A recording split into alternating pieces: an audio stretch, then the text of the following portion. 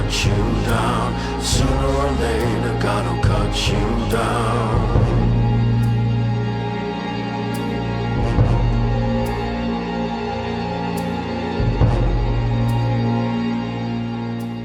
Welcome to the Werewolf Movie Channel, where we take a fun and relaxed look at representations of lycanthropes throughout movie history up to the present day. For episode 1, I wanted to take you through one of my favourite movies of all time, the 1981 classic An American Werewolf in London, written and directed by John Landis. As always, we will be in spoiler territory from the start, so if you've never seen this pure slice of fried gold, really, go give it a watch. It's the champagne of werewolf movies, people. You deserve it, sincerely. This film was my first experience of a horror movie and still holds a special place in my heart today. I also think that while it's certainly possible to do more with today's special effects and CGI wizardry, this still remains one of the most terrifying and visceral portrayals of lycanthropy ever to make its way to the silver screen. Written by John Landis in 1969, the script sat on a shelf for over a decade because, at the time, the idea of a horror comedy made about as much sense to your average studio executive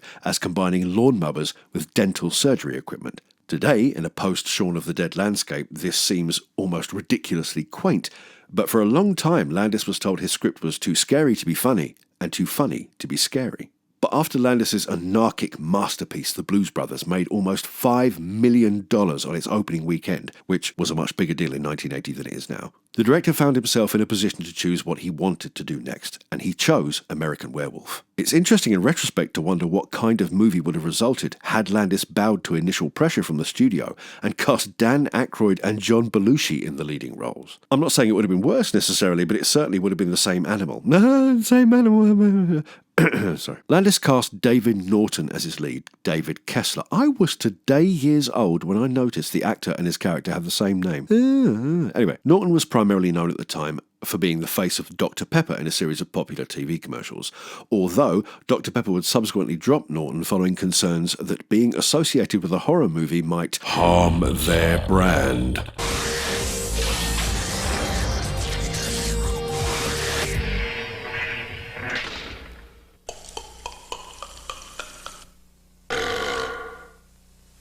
I don't think he's from around here. Right. His best friend was played by the relatively unknown Griffin Dunne. If you've ever listened to the special edition DVD commentary Norton and Dunne did together years later, you'll know that this was clearly not a comfortable shoot for either of them. While the effects achieved by Rick Baker and his crew were phenomenal, going on to win Baker an Oscar the following year, movie effects were still in their gooey latex infancy, and getting into and out of the various makeups would regularly take between 5 to 10 hours, depending on the setup. Jesus Christ. Pretty much the entire commentary is them listing their gripes and discomforts like a pair of old housewives. Honestly, it's pretty adorable. To the lilting strains of Bobby Vinton's Blue Moon, we pan across the Yorkshire moors and arrive on our protagonists. In John Landis' own words, we meet them in the back of a truck full of sheep. The symbolism is not subtle. These guys are going to die.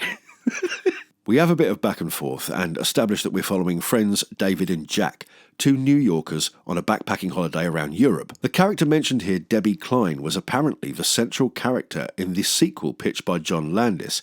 The idea was that Debbie would come to England trying to find out what happened to Jack and David and get caught up in the lycanthropic shenanigans.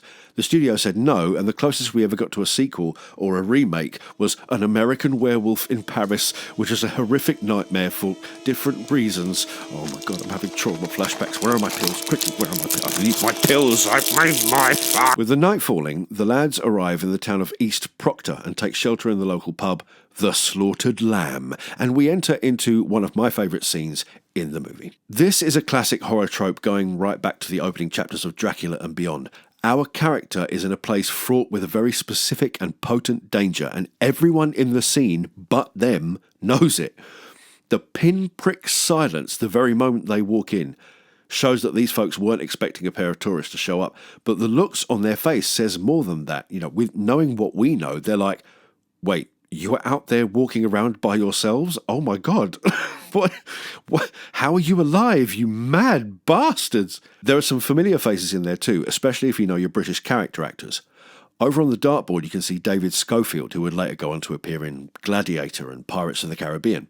At the chessboard sits the legendary Brian Glover, who many of you will recognise from Alien 3. Fans of British comedy, the young ones will notice a very young Rick Mayall at the chessboard with Glover in a non-speaking part. Apart from when he goes, remember the Alamo! Yeah, you know that bit.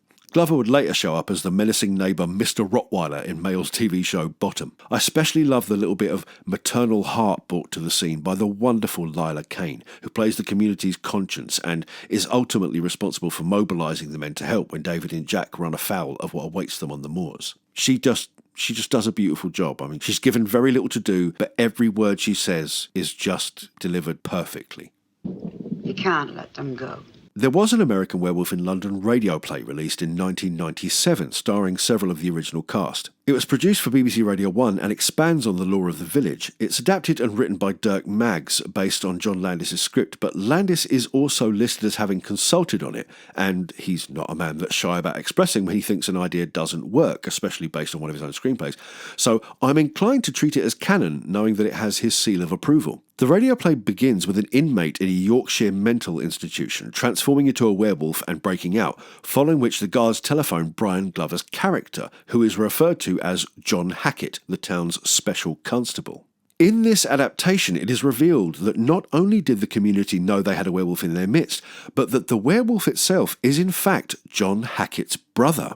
The painted sign on the slaughtered lamb indicates that this is a problem that has probably gone back a few generations. Well, I mean, unless they painted it that morning, like, oh shit, my brother's a werewolf, I better get a new sign up on the local pub, quick. I mean, you never know. I'm sure there's some fascinating backstory there to be plumbed. Knowing that extra detail makes me enjoy the tension in the air in this opening scene all the more. I also like the way multiple characters mention that there's no food in the building, presumably so as not to attract the attention of anything carnivorous that might be roaming about. There's no food here.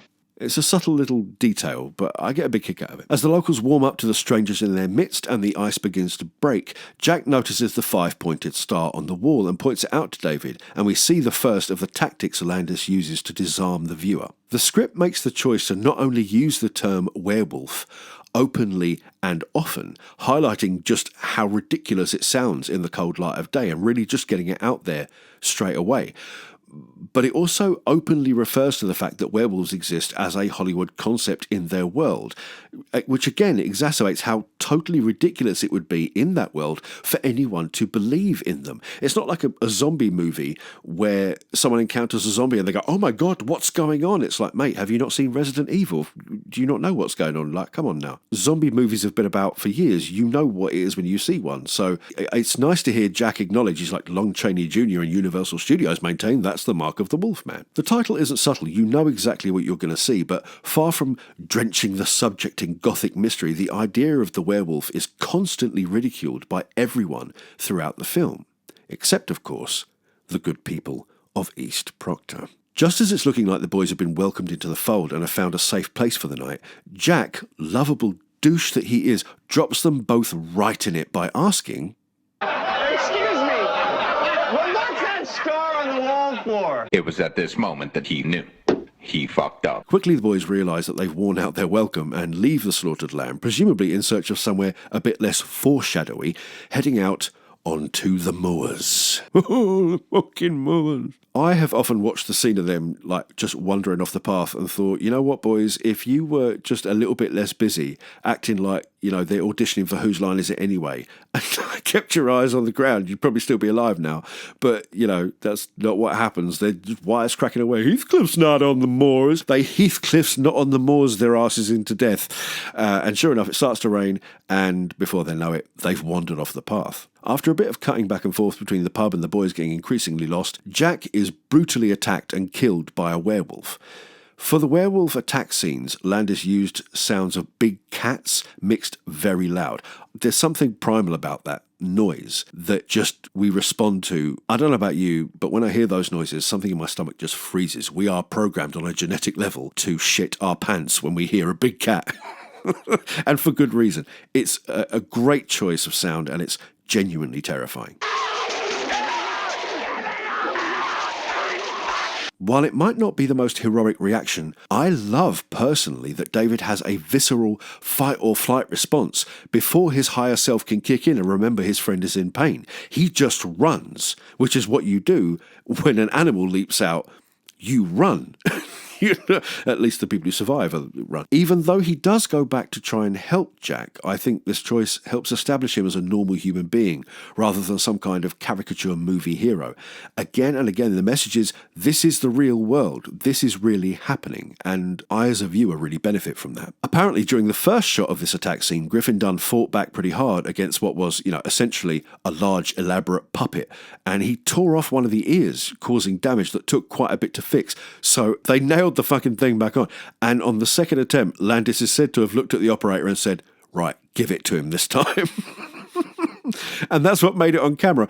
If that physical struggle looks real, it's because it is. David is attacked, but before the beast can enjoy its second helping of shredded New Yorker, we hear guns blazing and everything turns to darkness. After the first of several dream sequences, David wakes up in a hospital in London. Now, forgive me, I'm going to have a British moment here. A British moment. Allow me to have it. I apologise in advance. I'm well aware that to many of my American viewers, Britain is quite rightly considered a tiny island. Understandable, given that it would fit very comfortably inside even the tiniest state of the US, with room left over for tea and sandwiches. But Yorkshire not only has its own hospitals, but is 211 miles from any part of London. Even with today's modern cars and roads, that's a 4-hour journey. So Christ knows why they felt they had to bring him all that way down just to get him laid up. Maybe it's something to do with them needing to have him near the embassy or something. Who knows? I suppose an American werewolf in Pontefract didn't have quite the same ring to it. Anyway, at this point, I have to apologise again because my cognitive skills are going to take a serious hit, and I may well lose the ability to talk at all for a short time, because it is time for the arrival of Jenny Agutter. Now, I'm not going to lower the tone of this video too much by going into any kind of detail about how I feel on the subject of 1980s Jenny Agutter, so I'm just going to loop this for about 6 seconds, okay, starting now.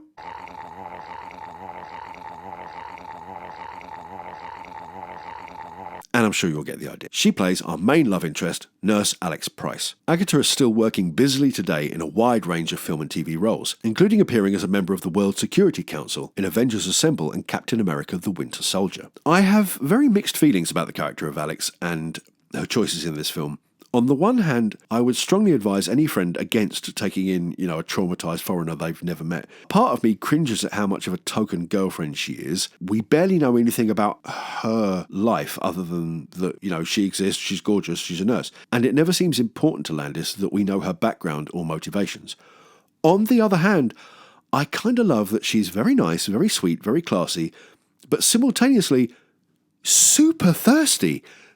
Like, right from the start, she's looking at David like, I am going to do things to him that he will remember fondly until after tea time. And I'm very here for that. We're also introduced to John Woodvine as Dr. Hirsch, David's doctor who goes on to play a larger role later in the film. There's also a lovely little cameo from John Landis' good friend and fellow director Frank Oz as a grumpy bod from the American Embassy. Not that you'd ever be able to tell that this was the voice of Fozzie Bear. Hi. We see the dream sequences are beginning to escalate between scenes of David and Alex getting to know each other. They have a lot of natural chemistry and are completely believable as a couple. I love the cinematic tool of the dream sequences. I've always loved the idea that the werewolf is growing inside David's psyche before it manifests physically. I think that's a nice touch and shows a considered approach, like the physical change is the end of the process of transformation rather than just the whole thing in and of itself. My first experience of this film was sneaking downstairs late at night to get a drink while my parents were watching this film on TV. I was like 5 years old, okay? I made it down the first couple of stairs just as the dream sequence with David in a hospital bed in the middle of the forest comes on. That moment when he woke up with those teeth and those eyes, like, wow! My tiny mind was scarred for life. And that moment, that image, is one of the reasons I still work in horror and fantasy illustration to this day. It's a hell of an image, and the fact that it's edited so sharply with another of those bowel-tightening big cat noises makes it incredibly effective as a jump scare and as a moment. There's a wonderful sign of the times moment next where David and Dr. Hirsch exchange a few words, and David says that he doesn't want to be alone. And Hirsch is like, "Oh, sure, mate, it's just an NHS hospital in the middle of London. Nobody is in any way hard-pressed or underfunded or incredibly busy being worked to the bone. We've got hundreds of nurses to spare. I'll send one to keep you company. Just send her back on duty when you're feeling a bit less sad." Ain't nostalgia grand? Seriously, though, the NHS is amazing and I love it, and we really need to act against its imminent privatisation before the corporate oligarchy that rules over us like corrupt pigs finally begins to manage to completely... Alex and David's chemistry continues to build, and we're treated to our final and most spectacular dream sequence, the Nazi werewolves. It's already been established that David is Jewish, and to me, this is the final part of his werewolf identity manifesting as the most hateful force imaginable to him, literally coming into the safest part of his mind, destroying the best part of him, his connection to humanity, his family, and his home. It's very, very scary. Following which, we get another of my absolute favourite scenes in the film, Jack's first visit from beyond the grave. Griffin Dunn reported later that the first time he saw himself in full makeup as a corpse, he became instantly incredibly depressed, and I can imagine how he felt. It was a more innocent time. You didn't see stuff like this on HBO and on the side of buses advertising the next Saw movie. This was probably the first time he'd ever seen anything like this, and it was him. It's hard to properly conceive now in a horror-saturated world where adaptations of Stephen King movies do massive blockbuster money, but I personally have no trouble imagining how seeing yourself decked out in corpse effects this realistic in 1980 would have a pretty severe effect on your psyche. I mean, just look at the wobbly little neck flap bit. It jiggles back and forth while he talks, and it's... Jack delivers the warning that David has been infected with lycanthropy and will become a werewolf at the next full moon. And honestly, I kind of love David's reaction. Shut up. David understandably freaks out, and Alex comes in to comfort him. David shares his belief that he is becoming a werewolf, and it is at this point that Alex thinks to herself... Hang on, let's put some romantic music on so this sounds better. Ready? I think what I need right now is an obviously traumatized, probably mentally unwell stranger recovering from a murder under disputed circumstances, living alone with me in my personal residence of place. So she takes him home, the concept of a red flag still being some way off in the year 1980. But they hit it off and have a love scene together. I love his face after it becomes clear that some loving is on the cards, and she says she's off for a shower. Is that what I said?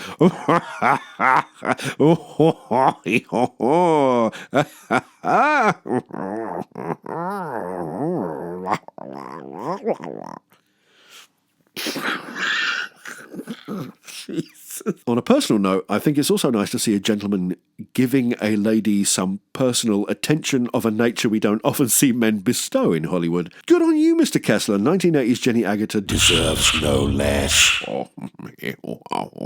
I'm sorry. I'm very, very sorry. Jack pays David another visit, and I love the idea that in spite of being dead, he's cursed so that even in the afterlife, he continues to decompose. Imagine that. You're dead and you still have to rot. What a horrible idea. Jack warns David that a full moon is imminent and warns him that if he does not take his own life, he will transform into a werewolf and go on a murderous rampage. Meanwhile, provoked by some of David's questions, Dr. Hirsch decides to take a quick 4-hour jaunt from London to Yorkshire and visit the slaughtered lamb to do a little investigating of his own. He gets a warning from the local that originally caused David and Jack to leave the safety of the slaughtered lamb with his ominous, "You made me miss." David Schofield does a beautiful job of portraying a man ridden with guilt, trapped in a situation he cannot escape. Satisfied that something out of the ordinary is very definitely going on in East Proctor, Hirsch returns to London. David is left alone in Alex's flat while she goes to work and locks himself out.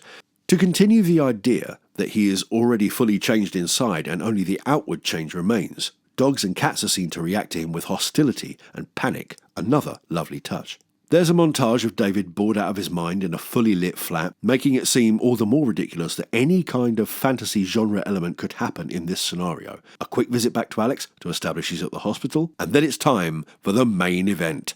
At that point in genre cinema, one of the rules of showing a creature transformation was that it happened in a darkly lit space, partially obscured wherever possible.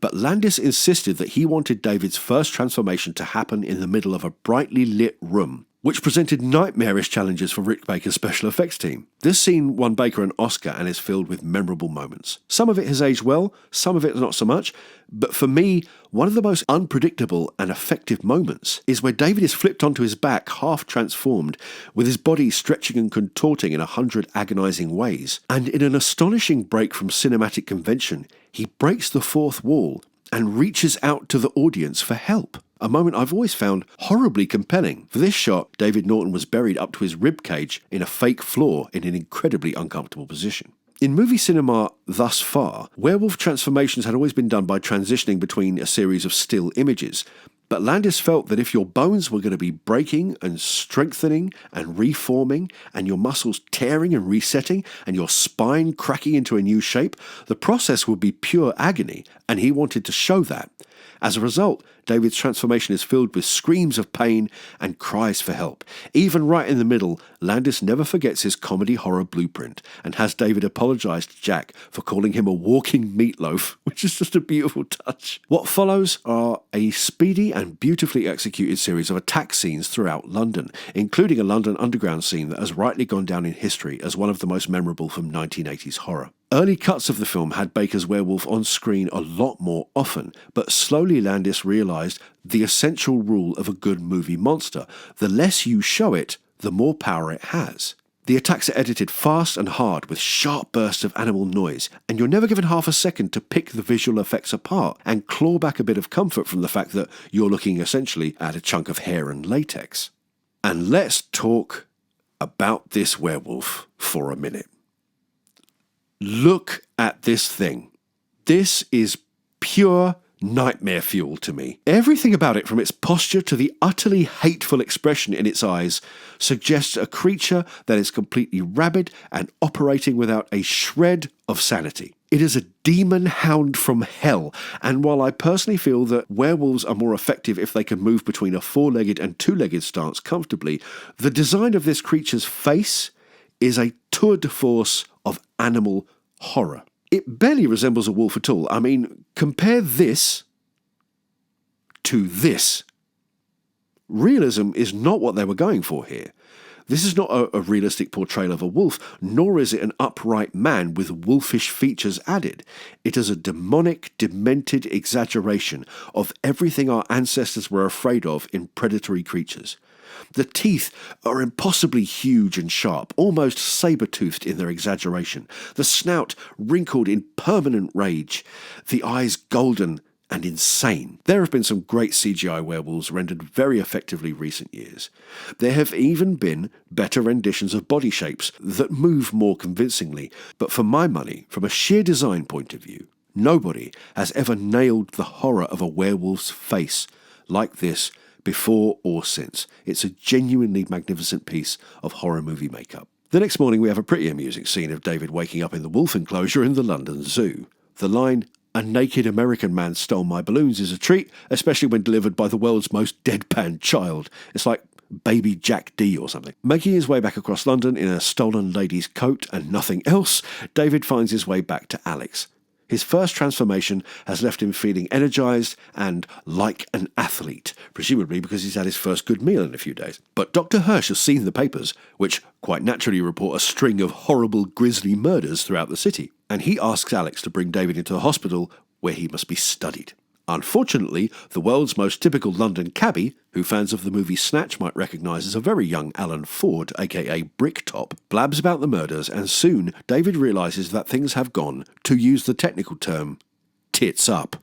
He tries, rather unenthusiastically I might add, to get himself arrested. He's such a nice guy, the worst thing he can conceive of doing is swearing loudly and claiming Winston Churchill was full of shit. I could have told you that, man. Rather than simply lamping the officer in the mouth with a shoe. Either way, people just treat him like another nutter in the big city, and he fails to get himself locked up. So he decides the best thing he can do is get himself as far away from Alex as possible.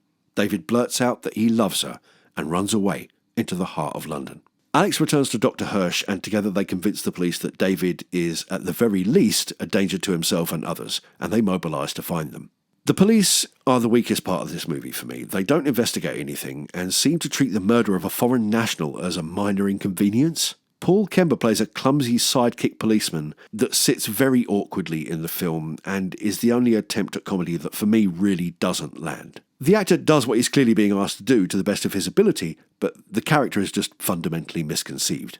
Following that, we have the only real letdown for me in terms of acting from David Norton in this movie. For most of this film, all he has to do is be personable, charming, and down to earth, all qualities which he exudes without effort. But here, he is asked to convince us that he is saying goodbye to the last member of his family he will ever speak to moments before he ends his own life. This is the absolute lowest point of David's story. He should be an emotionally exhausted wreck in this moment. He should be desperately holding back tears as he tries to hold himself together long enough to say goodbye to someone he loves, deliberately cutting his last ties to home. But Norton just kind of reads it like a shopping list. There's no part of me that believes what I'm watching, and it's a missed opportunity that bugs me a little more with every rewatch. But thankfully, it's followed immediately by the third and final return of Jack, who is now so decomposed that much of his face has rotted away to the bone. The juxtaposition of having this horrifying scene take place in a porno theatre is classic Landis, up to and including filming his own fake porno starring real glamour girl Lindsay Drew. True story, I actually met her once in the early 2000s when I used to work in an adult bookstore. She came in with UK porn legend Ben Dover to drop off a load of smutty books. They were very nice. Watching the scene where David meets all of his recent victims' terribly polite British middle-class corpses in a world where comedy and horror are regularly blended, it's easy to imagine how much more comfortably this could be done now. I can see exactly how someone like James Gunn would execute a scene like this. It's obvious to me that this was a very early experiment in combining the two, and even Landis himself was working hard to balance the elements. You can really feel the risk being taken in putting openly funny stuff in a scene packed with gore immediately before the film explodes into a final burst of horror and chaos. It's interesting to note that David's second transformation happens a lot more quickly than his first, as if his body has adjusted and is ready to go this time. In the time it takes his claws to emerge from his fingers, his face is already fully transformed, and he's immediately on his victim. This shot of the creature crouching over its victim with its maw completely drenched in blood is just fantastic. Again, that's burned on the frontal lobes of my brain to this day, just as an image. The policeman who's played Doubting Thomas and fumbled the whole bloody sodding, smegging bloody thing from the start gets quickly and joyously decapitated. Oh, wonderful. And the true werewolf chaos begins as David, in full werewolf form, rampages through central London. American Werewolf was the first film in about 15 years to be allowed to shoot right in the middle of Piccadilly Circus, although they had to shoot between the hours of 1 and 4 a.m, and traffic was stopped only 2 or 3 times for like 2-minute increments, so they could film the stunt involving the double-decker bus. The way Landis got this to happen was by inviting 300 members of the London Metropolitan Police to a screening of his new smash movie, The Blues Brothers. The police were so impressed by his work that they granted him a 2-night filming permit. In this scene, you can see director John Landis go through the window in a cameo. As an aside, for me, this Rampage is the most obvious place to start when considering a sequel. No, American Werewolf in Paris is not a true sequel. It's a licensing aberration that we will not speak of because it brings back the voices from my pill. Not only would it have been all over the news, but think how many innocent passers-by might have been bitten or scratched by David while he's running through those crowds going crazy. This could be a ground zero incident for decades of werewolf activity, and since theoretically any kind of person from anywhere in the world could be out and about in central London of a night time, the storytelling and character possibilities are basically infinite. Where would this world be 40 years later? What would happen to Dr. Hirsch after all this? Would he choose to bury the memory or become so obsessed with uncovering the truth that he goes back to East Proctor to demand answers? And here's another one. What if Alex didn't find out until after David had been killed that she was pregnant? For me, there's a lot of fascinating places you could go with it. The movie ends with Alex declaring her love for David with a spark of humanity and recognition returning to his eyes for just a second before he leaps for the kill. The police snipers hundreds of yards behind her down a narrow, straight alley somehow shoot past or through her to hit David. No, I can't quite work out how that one would work either, but I suppose. Alex breaks down in tears. Dr. Hirsch stares on. David lies dead in the trash, and Landis hard cuts to the most upbeat, jaunty version of Blue Moon he could possibly find in a kind of devastating, morbid, brutal musical, that's all, folks, and that's your movie. While there were other examples of trying to mix comedy and horror before it, like Fearless Vampire Killers, for example, An American Werewolf in London is the first of what would be a long line of films to gain mainstream box office success as well as critical acclaim, and is still in IMDb's top 25 grossing horror comedies of all time. With its innovative effects, fresh combination of genres, and a distinctive authorial voice from its writer-director, An American Werewolf in London remains the gold standard for anyone attempting to make a werewolf movie. It's one of my absolute favourite movies, and I hope you've enjoyed listening to me nerd out about it as much as I enjoyed rewatching it for this video. It was just so much fun. This is the Werewolf Movie Channel. Join us next month when we'll be taking a look at another slice of werewolf cinema. Keep an eye on this channel to find out what that will be, or leave me a comment with your suggestions. I'm sure you don't need me to tell you that liking, subscribing and leaving a comment helps me out massively, and please hit the notification bell or I will very likely get buried in a landslide of algorithmic obscurity thicker than a bull rhinoceros scrotum. If you want to follow the channel on Twitter, you can, and if you want to help me make more videos like this, you can support the show on Patreon. Links are in the video info. Thank you so much for joining me. Please stay safe out there, look after each other, and I will see you again soon. Aroo! And, you know, shit like that. Well, you can run on for a long time. Run on for a long time. Run on for a long time. Sooner or later, God'll cut you down. Sooner or later, God'll cut you down.